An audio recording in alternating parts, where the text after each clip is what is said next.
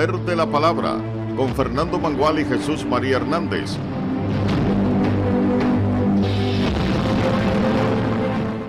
Buenas noches, República Dominicana, buenas noches, mundo. Desde ahora y hasta las 12, el poder de la palabra por aquí, por Tele Radio América, canales 12 y 45 y todas sus ventanas digitales. Bueno, tal como hemos anunciado, hoy tenemos con nosotros al ex vicepresidente de la República, ex senador y miembro del Comité Político del Partido de la Liberación Dominicana, al doctor Jaime David Fernández Mirabal. Buenas noches, doctor. Un saludo para usted, un saludo a todos los televidentes. Gracias por permitirnos estar aquí, intercambiar nuestras ideas con usted y con nuestro querido público. Es un honor compartir con usted, lamentando que don Fernando Mangual no estará presente, pero le deja a través de mí un saludo muy sincero y afectuoso. Lo está de corazón. Sí, señor. Doctor, la población dominicana ha estado quejándose por la zarza de los combustibles. Y el presidente ayer dijo que los precios de los combustibles están altos. Primero porque los gobiernos del PLD dejaron una deuda de 4.126 millones.8 de dólares que nunca pagaron a Petrocaribe y que gracias a esa situación hoy el combustible se está pagando al precio que los consumidores están comprando.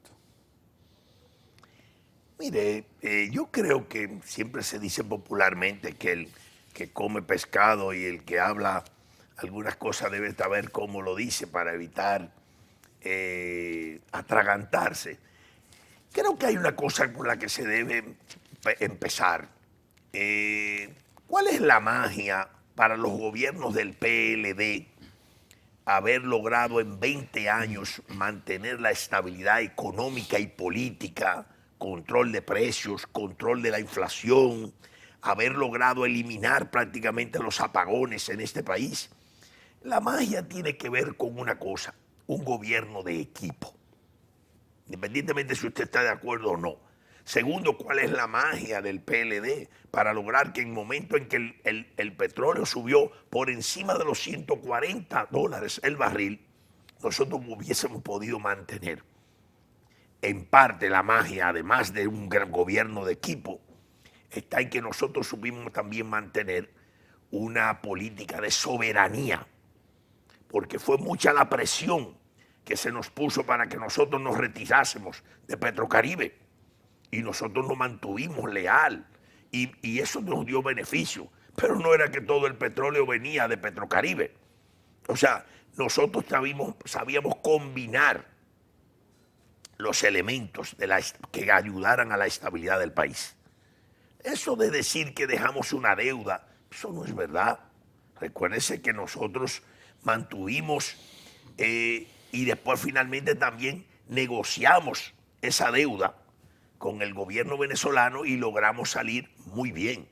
Todo es tener claro hacia dónde queremos ir. Pero dice el presidente, doctor, escúcheme, dice el presidente, usted acaba de decir que compraron petróleo a 120 pesos el barril.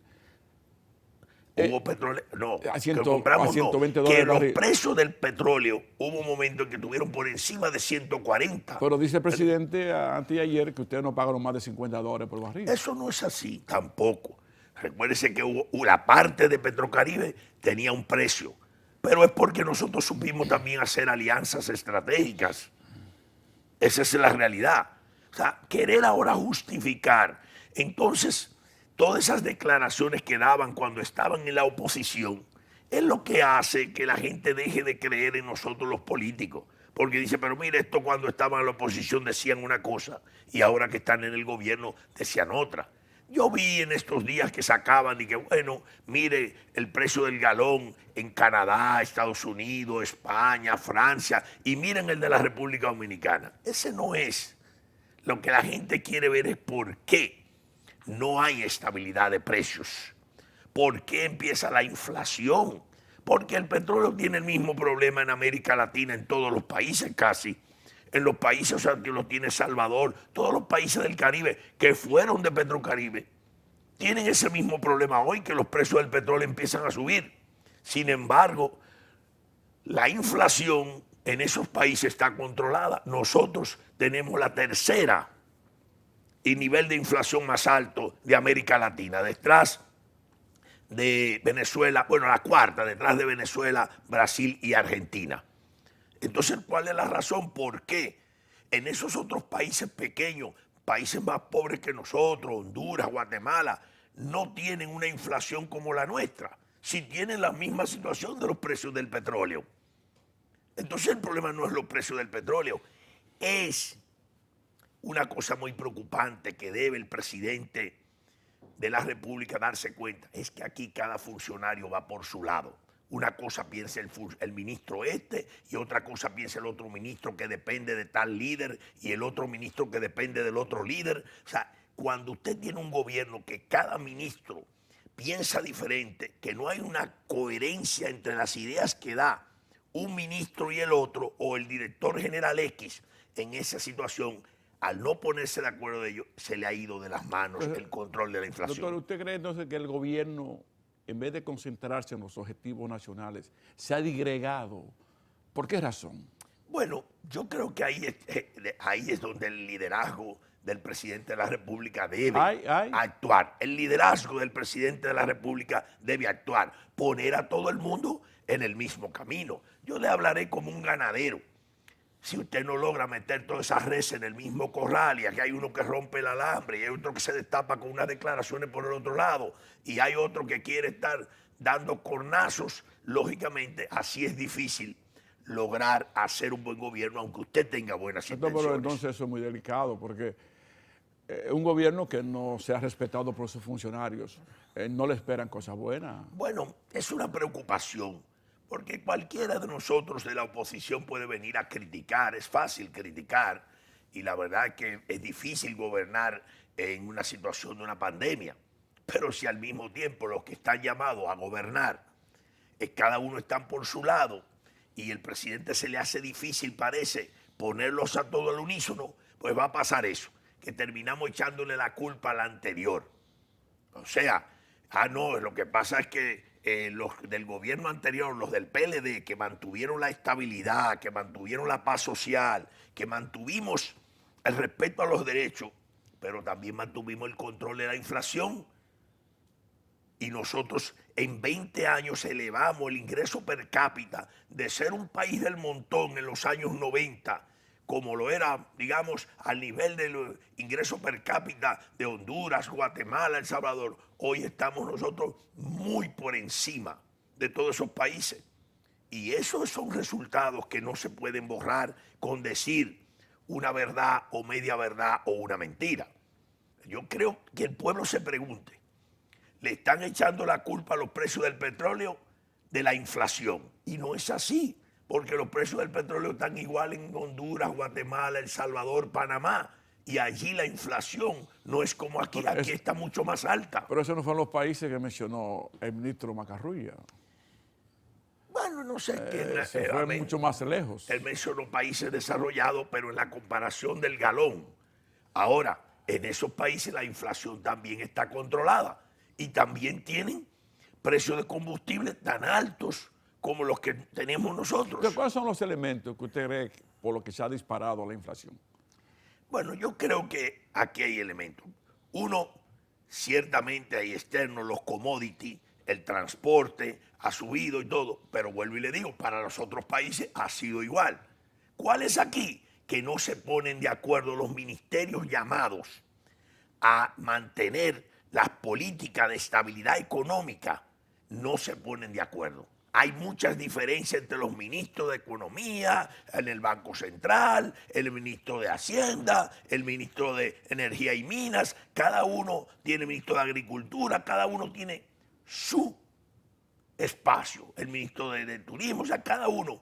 Y no voy a decir que cada uno es que no es bueno. No estoy hablando de sus condiciones. Es simplemente que si no se ponen de acuerdo en ir en una sola dirección, entonces el presidente se verá compelido a seguir buscando justificaciones que de ninguna manera son las correctas. Pero no la va a encontrar afuera, si las tiene dentro de su propio gobierno. Bueno, eso creo que es la conclusión que el pueblo dominicano está llegando, de que siempre echándole la culpa a otros y a los del gobierno anterior y a los del gobierno anterior. No, usted lo sabía si esa cosa. Hay que llegar para gobernar. Y creo que nosotros hemos sido también respetuosos y saber que la situación no es tan fácil para uno estar criticando todos los días. Yo soy una persona responsable, pero ya casi van 2 años y no podemos seguir echando culpas. Y culpas, no asuma esa responsabilidad. Ponga en un mismo carril a todos esos funcionarios a ver si las cosas le pueden mejorar, porque el pueblo dominicano, en esta incertidumbre del descontrol de la inflación, empieza a debilitarse el valor de la moneda porque una cosa lleva a la otra. Aunque las políticas del Banco Central han sido bastante correctas, pero al mismo tiempo, en temas de la producción agrícola también hay que mejorar, hay que seguir ampliando en lo que nosotros lo dejamos, que el 80% del consumo, de lo que se consumía se produce aquí. Eso hay que mejorarlo también. Entonces, doctor, usted fue vicepresidente de la República, senador, usted es un hombre de Estado, conocedor de las profundidades de los gobiernos y del Estado en sentido general. En este momento el presidente Abinader, obviamente que está en un proyecto reeleccionista. Con esa situación que usted está planteando, ¿cuál será el futuro del presidente Abinader? Bueno, déjeme decirle algo. Hay un concepto. Ahora los partidos políticos pueden hablar tienen derecho a repostular. Así es. Es un proyecto de repostulación. Es constitucional. De derecho a repostularse de acuerdo a los estatutos que han cambiado. Lo de reelegir es un derecho del pueblo dominicano. Es el pueblo dominicano el que dice si te quiere reelegir o no. Así Hubo es. muchos presidentes que tenían derecho a repostularse y no lo hicieron. Hubo otros que forzaron lo que fuera para lograrlo, pero se repostularon, pero el pueblo no los reeligió. Ahora, no hay precedentes de que un pueblo quiera reelegir a un gobierno con inflación. Los gobiernos con inflación, los pueblos no los reeligen. Porque ¿qué van a reelegir? La inflación. Piensan con el estómago, ¿verdad? Bueno, la gente tiene comer es primero, el derecho a vivir es lo primero, y si la canasta familiar cada día crece, indiscutiblemente que no quieren reelegir eso. Ningún gobierno se reelige con apagones. Y la amenaza de este descontrol entre los diferentes directores y ministros respecto al manejo de la energía eléctrica, que hace que volvamos a apagones, no creo que la gente quiera ir a reelegir. Ahora, voy a decirle algo en términos del ejercicio de la política. ¿Usted cree que un gobierno en medio de esta situación, un partido en el gobierno puede estar hablando de reelección, de cambio de estatuto? Eso se podía cambiar después. O sea, Ya lo cambiaron. dice don Pepín Corripio, dice que no se puede criticar a tu adversario porque los corrigen los errores después, ¿verdad? Que sigan hablando de eso. Pero eso es, ¿cómo es que el presidente de la República se va a aparecer a una asamblea donde se está hablando de reelección? En todo caso, si tenían prisa de hacerlo, deja que lo haga el partido. Pero el presidente tiene que dedicarse a la labor de gobernar, porque para eso es que lo elegimos. Para eso es que el pueblo lo eligió. Un presidente sabio, y no es que no lo sea, pero que sepa de política, en este caso, no hace eso, no habla de eso. Como un presidente que sepa de relaciones internacionales, no puede decir, como dijo el presidente Abinader en una ocasión, de que China no tiene derecho a invertir aquí en sector estratégico de la comunicación o de los puertos.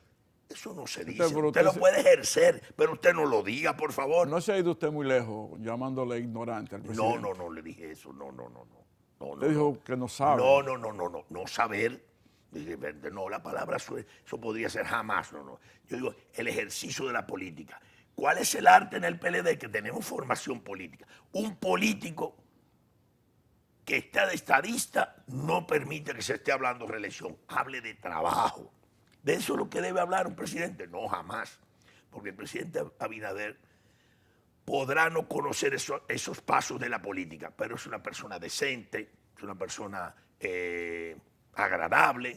Ahora, creo que esos errores políticos no se cometen en el ejercicio gubernamental. Doctor, por la palabra reelección, ustedes leyeron muchas vidas desde el Palacio Nacional.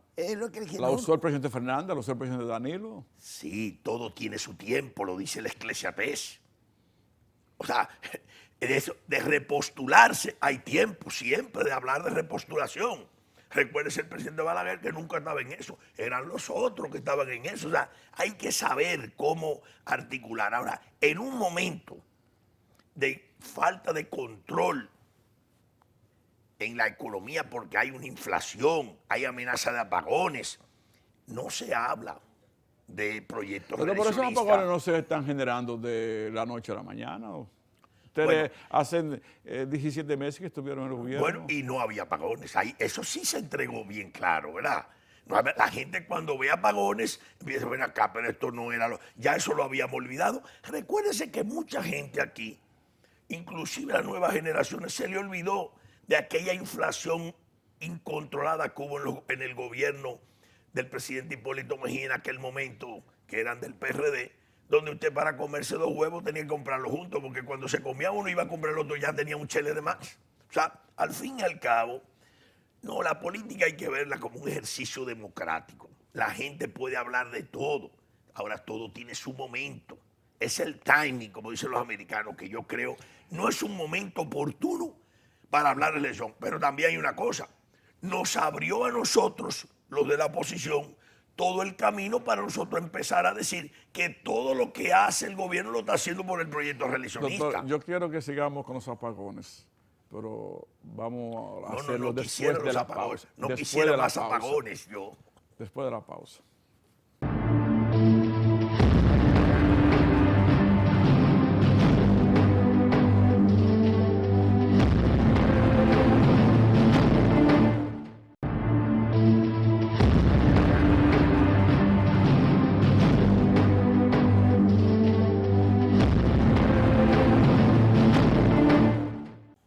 Entonces, doctor, según usted, desde el Palacio hay una varita mágica para generar los apagones, o hay un elemento que ustedes dejaron sin hacer, que está ahora mismo contribuyendo a los apagones en el gobierno de Luis Abinader.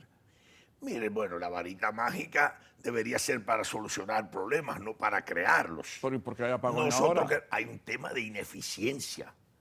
Ineficiencia, o sea, recuérdese que aquí el sector energético se había quedado prácticamente en manos del sector privado y ellos ponían el precio que querían. Había acuerdos por la necesidad que tenían los gobiernos anteriores al nuestro, y durante nosotros hubo que a veces contratar gente que era ineficiente en la producción y producía un costo más alto. El que nosotros, por ejemplo, nos propusiéramos construir a Punta Catalina, que no era la panacea, pero sí lo posible en ese momento, es lo que hizo que bajara el costo de la energía. Inmediatamente nos economizamos solo por el manejo 250 millones de dólares, más 250 más que se economizaron las EDE, las distribuidoras, en términos de ganancia, entre lo que pagaban a las generadoras privadas y los que empezaron a pagar. Prácticamente nosotros como Estado ganábamos 500 millones.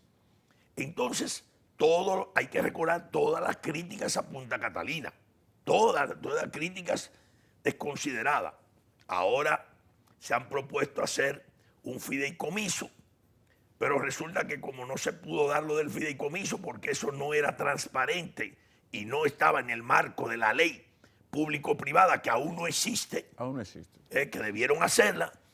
Entonces, dice, pues háganle una auditoría ahora. ¿Y cómo es que le van a hacer la auditoría después de haberse propuesto transferencia? Debieron hacer la auditoría desde que llegaron. O sea, 1 año y 7, 8 meses más después es que vamos a hacer la auditoría. también que la hagan. Pero le hicieron una Para auditoría. el otro día hicieron el reporte técnico que cada uno puso ahí lo que le había puesto lo otro. Pero en el fondo hay que hacer una auditoría integral. Que la hagan. Eso es lo correcto. Porque aquí todos queremos la transparencia.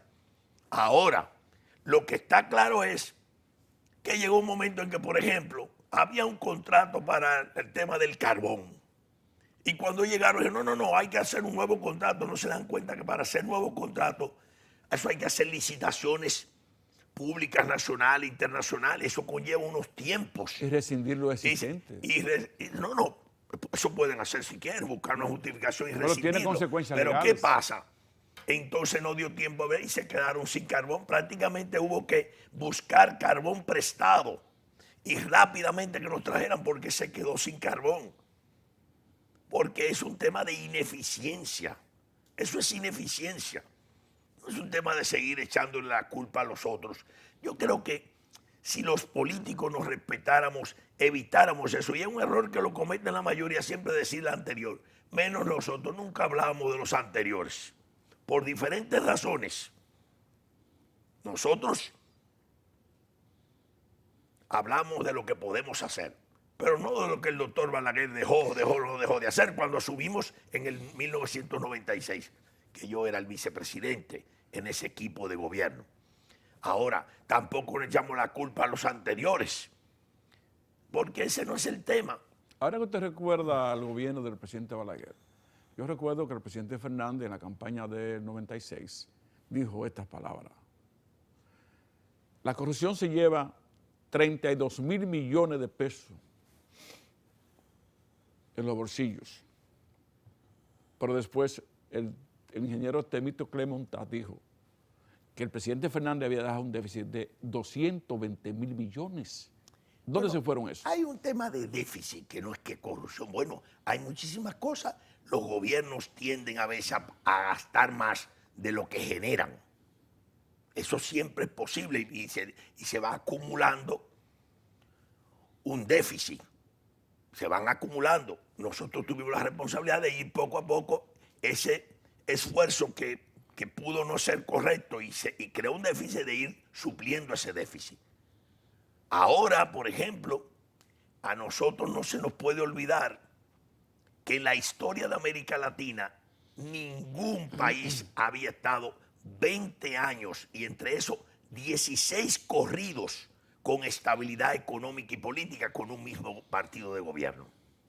O sea, eso en la historia republicana nuestra y de América Latina no existe precedente de 16 años corridos de un mismo partido en el gobierno con estabilidad económica, política, paz social, respeto a los derechos Pero eso tuvo un componente. Entonces sí, bueno, un componente fundamental. Entonces ahora, bueno, hay corrupción, pero es el único punto de ataque. Hubo corrupción. Bueno, la justicia que lo demuestre. Eso es correcto. Sí hubo pero el problema es que usted dice, en 16 años corridos hubo estabilidad, hubo corrupción. Y ahora no hay estabilidad y hay corrupción en este gobierno. ¿Hay corrupción ahora en este gobierno? Pues la hay, se destapa cada rato, los escándalos están ahí. Ahora, por eso vamos a decir que el PRM es un partido corrupto. No. Vamos a decir que porque haya curas pederastas o pastores que engañan es que la iglesia es corrupta. No. O hay médicos comerciantes que dicen que la medicina es corrupta. No. Entonces quiere decir, porque hay algún PLDista que haya metido la pata y que se lo demuestren, pero sí que el PLD es corrupto. No, no es así. Lo que pasa es que hay un interés de destruir a la clase política en general. Y cogen los errores de algunos de la clase política y lo magnifican, porque saben que la política es la única capaz de crear cambios, y al que no le interesan los cambios, las transformaciones en una sociedad que prefiere seguir en eso, desacredita la política. Hablando de Por estabilidad, ejemplo, desacreditamos las relaciones con China, algo que no nos perdonan, y después tuvimos que acudir a China gracias a la santa vacuna china. a la Sinovac. Gracias a eso, porque si estuviéramos esperando todavía las otras vacunas, nos hubiese ido muy mal. Y hay que saber que tanto el gobierno anterior como este gobierno han manejado el arte de lo posible, lo mejor posible la pandemia, porque por lo menos no colapsaron nuestro sistema de salud, que es frágil de por sí, pero no colapsó. Y eso es producto también de un buen manejo de ambos gobiernos y por sobre todo de que logramos vacunar a la mayoría de la población con todas las debilidades que pueda haber. Entonces, por eso es que hay que ser cuidadoso. Doctor, cuando yo hago crítica ahora, para que después no me lo saquen en cara en el futuro. Doctor, volvamos a la estabilidad de sus 16 años de gobierno consecutivo. ¿No se debió fundamentalmente a esa cantidad excesiva de préstamos? Bueno, si el problema de los préstamos es que da estabilidad, entonces cuando el presidente Hipólito, que se cogieron muchísimos préstamos, debió haber estabilidad. O sea, y no la hubo. Y ahora debería haber estabilidad y no la hay. Y se ha cogido mucho más prestado que en todo lo que tomamos nosotros. Pero el problema de Hipólito Mejía no se debió a los préstamos, sino a un desajuste Pero lo que le quiero del sistema decir, bancario. le quiero decir que el problema no es que si la estabilidad viene porque tomaron muchos préstamos, no. El buen capitalista trabaja con dinero ajeno, no trabaja con los dineros de él. Un gobierno siempre tendrá que asumir préstamos. En Estados Unidos es el doble, o sea, mucho más que lo que hay. Ahora, bueno, la gente dice, pero es Estados Unidos, pero bueno, el déficit es mucho mayor que el que tenemos nosotros. Eso no es el problema. La estabilidad viene de buen manejo de políticas públicas y de coherencia, de cohesión. Si hay un secreto en el PLD, es que somos un equipo de trabajo, como equipo, porque en el PLD, desde que entramos al partido, había una máxima que decíamos decisiones colectivas y responsabilidad individual. Quiere decir, si decidimos que vamos a vender 15 periódicos y cada uno le toca de a 3, es una decisión colectiva, pero por los 3 que usted vende, usted tiene que responder individualmente. Igual pasa en la administración pública. Las políticas públicas las decidimos, las políticas sociales para reducir la pobreza de 12 y pico tanto de pobreza indigente a 2.6 de pobreza indigente. Eso es una decisión colectiva. Pero si algún funcionario no cumplió o metió la pata, eso es una responsabilidad individual. Entonces, ¿se puede aplicar esa teoría que usted acaba de enunciar sobre los periódicos y la venta personal y la decisión colectiva a los actos de corrupción que se están investigando del gobierno pasado? Acabo de decírselo. O sea, si la decisión es colectiva, pero uno no cumplió... Pero la decisión colectiva, ¿para qué? Para aplicar unas políticas. Una política de corrupción. de buena administración. Bueno, no me haga la pregunta así porque parecería... O sea, ¿usted cree que nosotros promovemos política de corrupción? No, le estoy preguntando entonces, sobre también, el aspecto de los periódicos. Bueno, no, yo le estoy diciendo lo mismo. O sea, son responsabilidades. Pero si uno de esos le tocaba vender 3 periódicos y luego vendió y no reportó el dinero a tiempo como debe ser, eso es su responsabilidad individual. Es aplicable, pero no me diga, bueno, política de promover política de corrupción. No, o sea, el partido no tiene ningún tipo de responsabilidad. ¿Y por qué? Pues lo tiene individualmente, cada quien. O sea, individualmente. El partido lo que decidió fue políticas públicas para proyectar el país y traer cada vez más turismo. Pero si un funcionario de migración en la tarjeta de turismo manejaba el dinero y no lo reportaba, es una responsabilidad individual. Pero en este caso no fueron funcionarios de turismo. Estamos hablando de familiares cercanos al presidente. Bueno, pero la justicia demostrará, si un familiar cercano al presidente, la justicia demuestra que cometió un delito y lo condena, bueno, okay. ¿Y en qué familia no hay alguno que pueda meter la pata? Ahora eso quiere decir que la familia Pérez o Abreu o Fernández son corruptos porque uno de ellos se metió. No necesariamente. Entonces, es lo que tenemos que saber separar la paja del trigo. La manzana dañada, podrida. Pero en la justicia lo que no podemos es condenar mediáticamente a la gente. O sea, usted lo acusa y ya es condenable. Yo el otro día, hace un tiempo, fui donde la Procuradora General de la República, como presidente de la Asociación para el Desarrollo de la Provincia Hermanas Mirabal, a hablar del tema de la reforma carcelaria de nuestra provincia. Una reforma que la han descuidado y que fuimos a hablar de eso, de terminar el edificio de alojamiento para evitar el hacinamiento. Un edificio que lo estábamos haciendo nosotros, con la ayuda del gobierno y todo. Y entonces cuando voy entrando me preguntan, ¿usted fue llamado para corrupción? No, porque ya está como que todo el que se acerca allí ya es porque lo llamaron porque es corrupto. Son oficinas No, públicas es una de oficina, libre acceso. una oficina pública, y aunque me llamaran, me llaman para preguntarme algo. Yo siempre cuando decía, me he tocado administrar la cosa pública, siempre le decía a la área administrativa y financiera, a la Contraloría Interna, asegúrese que cualquier auditoría no aparezca la palabra irregularidad, porque la gente no sabe diferenciar entre irregularidades procedimentales, de que, por ejemplo, debió hacerse en 30 días y se hizo en 60, o viceversa, que debió hacerse en 60 y se hizo en 30. Hubo una irregularidad en tiempo. Digo, no. Y eso es pecaminoso. No, que lo confunden con la irregularidad Eso es dolosa. pecaminoso, sí. Irregularidad dolosa es la palabra irregularidad. En una auditoría política, inmediatamente un ladrón. Mira, apareció irregularidad. No es Ahora, la así. palabra indelicadeza que usaba el pero ya presidente ya Balaguer. indelicadeza es poco delicado. Ya ahí se está refiriendo a actos dolosos. Pero irregularidad es que en cualquier oficina pública puede haber una irregularidad. Hasta usando el papel que no es el que usted debe usar, lo que sea. Ahora, irregularidad dolosa es otra cosa.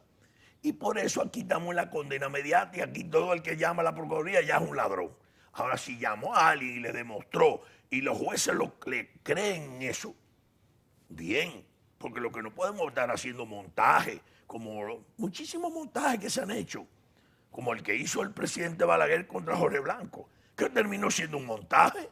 Un montaje. ¿Usted cree que era para hacer justicia? No, hombre. Y lo que sucedió. Y después pasó con Hipólito frente con lo del PEMI, un montaje. ¿Y Después nosotros con el Renove hicimos un montaje tanto que después lo condenaron, inclusive a dos Renove. Y después el presidente Leonel lo indultó. lo que pasó con- los indultó. Lo que pasó con Félix Bautista y Domínguez Brito. Bueno, ¿Fue otro montaje? Yo no lo sé, pero de alguna manera la justicia tiene que demostrar lo que hace o no. Lo que quiere decir, hay un tema en la sociedad dominicana que realmente todos aspiramos que de verdad sea porque se va a hacer justicia, no para que se sigan haciendo escándalo y combinando esto y lo otro. O sea, ojalá sea así. Confiamos en que sea así, Ojalá que porque sea eso así. purifica la credibilidad que se ha perdido. Doctor, vamos a nuestra última pausa y regresamos. Amén.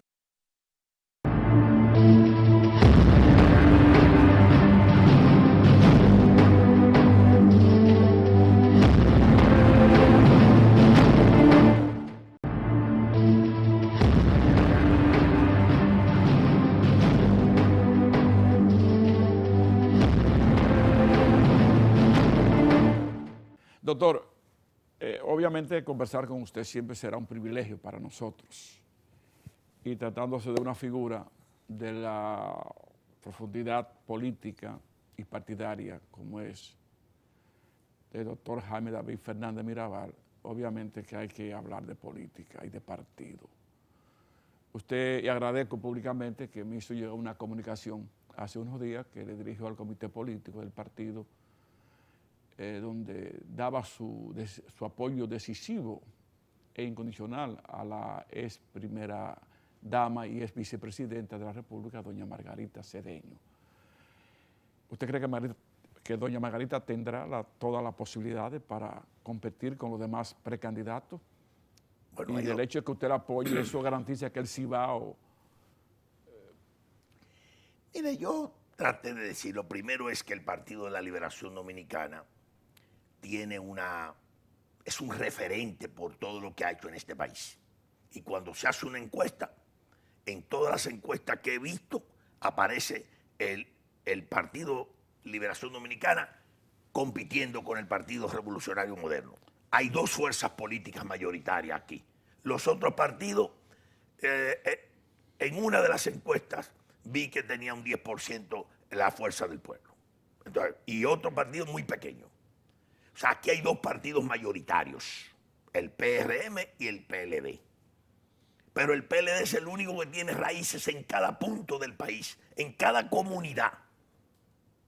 Ahora, cuando se habla de individuos, nosotros tenemos una desventaja, pues nosotros no tenemos candidatura presidencial. y nosotros necesitamos elegir una candidatura ya. Y siempre he escuchado a Juan Bosch y lo he dicho muchas veces, para tomar decisiones políticas hay que poner el oído en el corazón del Así pueblo. es. Escuchar a la gente. Y hemos salido y la escuchamos que la gente tiene unas simpatías por la compañera Margarita Cedeño. Y entonces qué riqueza la del PLD de saber que hay tantas candidaturas con tantas condiciones, porque por lo menos de esas 6 candidaturas, 3 se suenan en el pueblo. La compañera Margarita, el compañero Abel Martínez, el compañero Francisco Domínguez, suenan, puntean mucho. Entonces, pero tenemos la premura de elegir una candidatura. Y como en este momento la candidatura de la compañera Margarita Cedeño es la que el corazón del pueblo late, hemos decidido apoyarla. Porque las 3 candidaturas que suenan son excelentes. ¿Qué partidazo es este? Que tiene a esta altura 3 con condiciones de llegar a la presidencia de la República con todo el apoyo del partido. Los demás de la Nación partidos no Dominicana. tienen ese privilegio. No, los demás partidos no tienen ese privilegio. Los demás partidos ya tienen electos prácticamente sus candidatos. ¿Cuáles son esos? El gobierno eligió el de él cuando modificó los estatutos para elegir. Y la Fuerza del Pueblo, la FUPU, tiene al candidato, el expresidente Leonel Fernández. Eso está clarísimo. Nosotros no.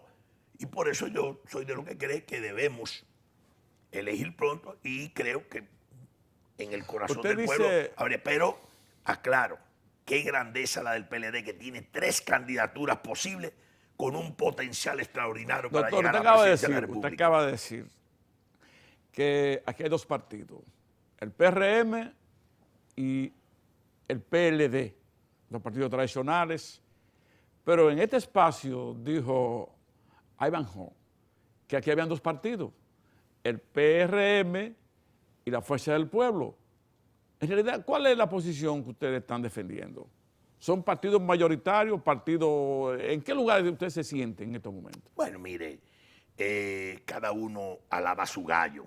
Yo hablo de las encuestas en todo el país. 2 partidos. Partido organizado en este país es el PLD, que tiene en cada rincón, en las yayitas de Asua o en cada comunidad, en Capote de Atomayor, aparece un comité de base del PLD.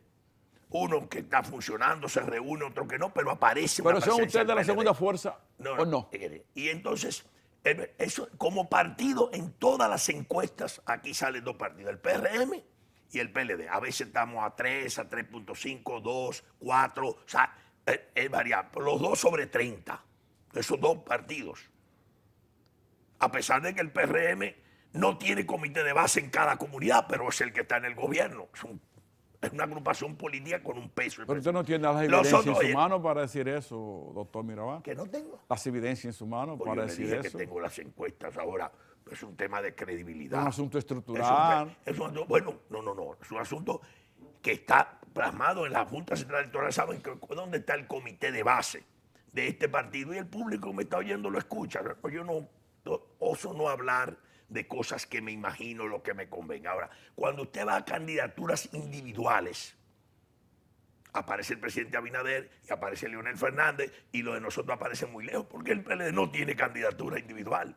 Por esa es la prisa de elegir una candidatura, que con la fuerza del partido, por eso mucha gente se va, porque la fuerza del partido,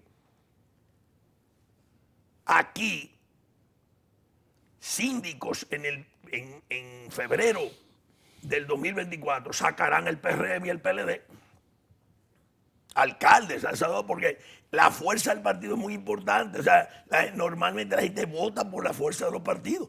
El candidato la dona. Y eso lo debemos aprender en el PLD, que es el único partido que es capaz de escoger un joven con formación política, sin apellido sonoro y sin dinero, y hacerlo presidente de la República. Hicimos 2 y lo hicieron bien los 2.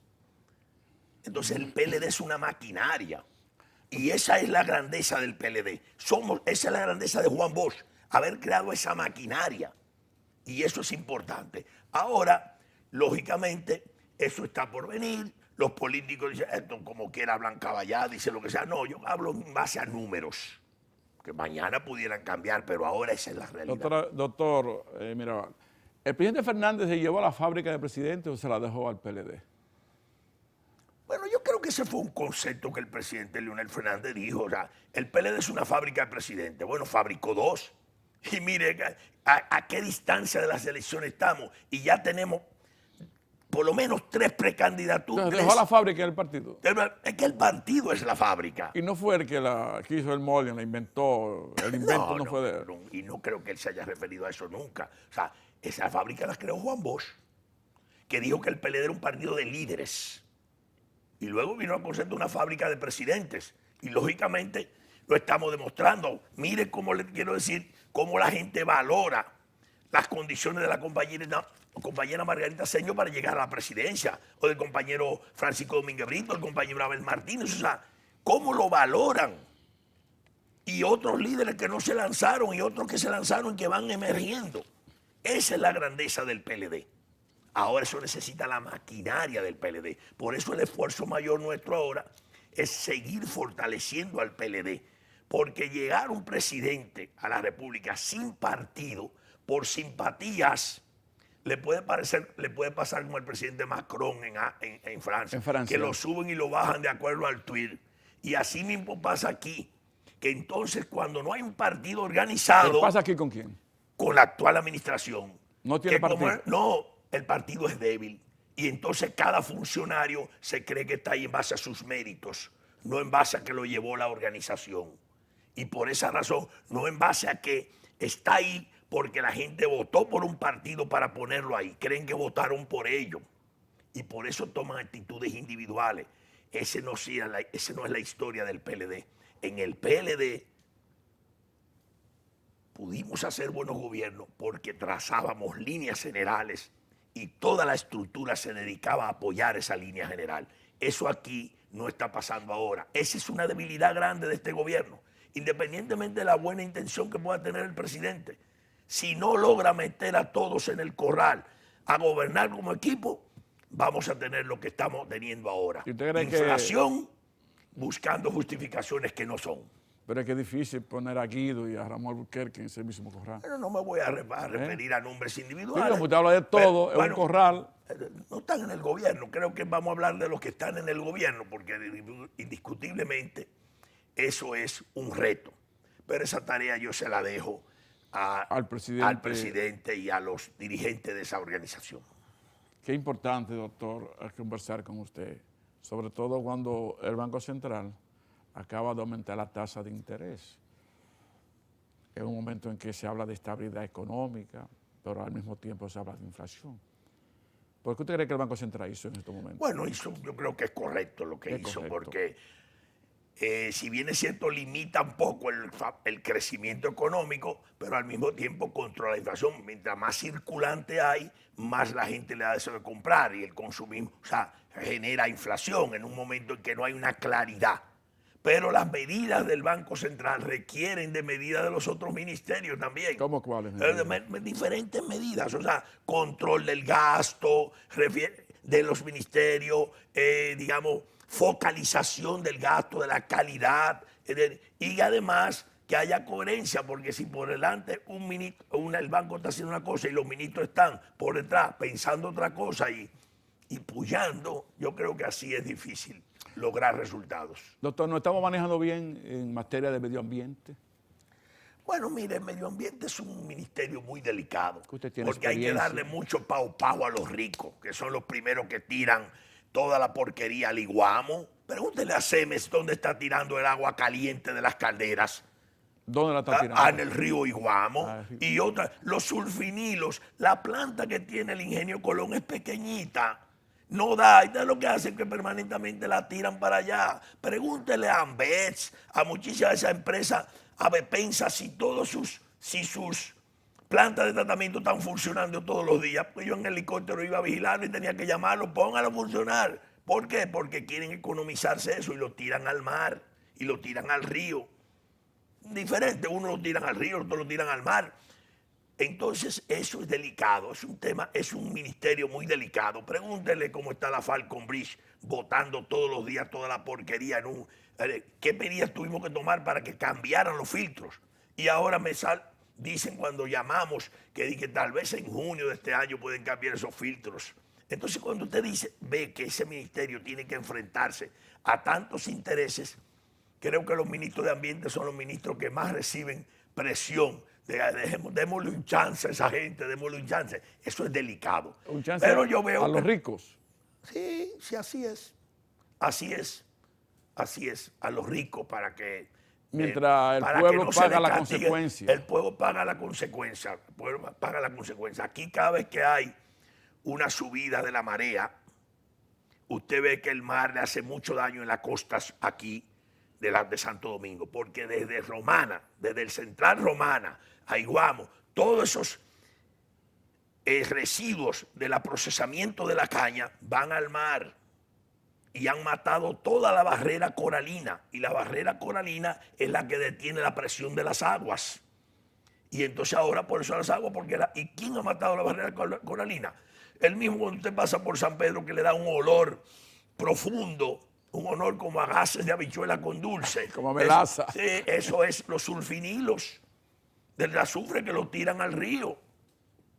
Pero hay intocables. Entonces es un ministerio muy difícil. Yo le deseo suerte al que llegue ahí. Bueno, es que está ahí don Orlando. Que es una persona que tiene la paciencia y el don de saber manejarse. Tal vez yo fui más imprudente, pero bueno, hicimos lo que podíamos. Doctor, yo pienso que los gobiernos le dan poca importancia a nuestros conciudadanos que viven en el exterior, a pesar de la inmensa cantidad de dólares que mandan al país. Hablamos de 10.000 millones. Sin embargo, el turismo no produce tanto y siempre le damos como ese espacio preferencial al turismo.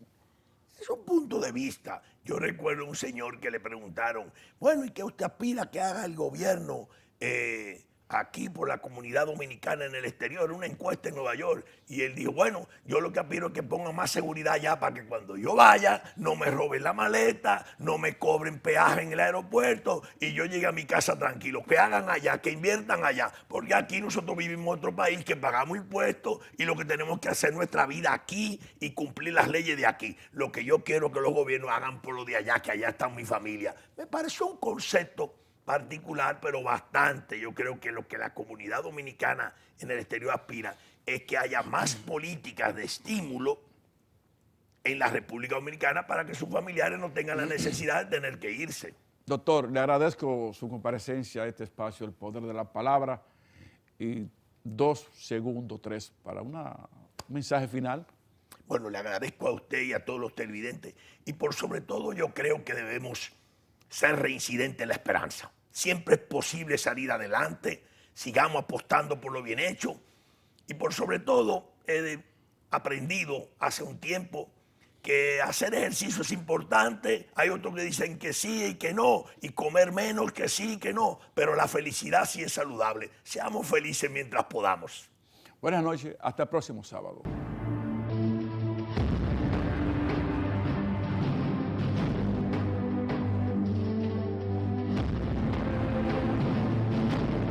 El Poder de la Palabra, con Fernando Mangual y Jesús María Hernández,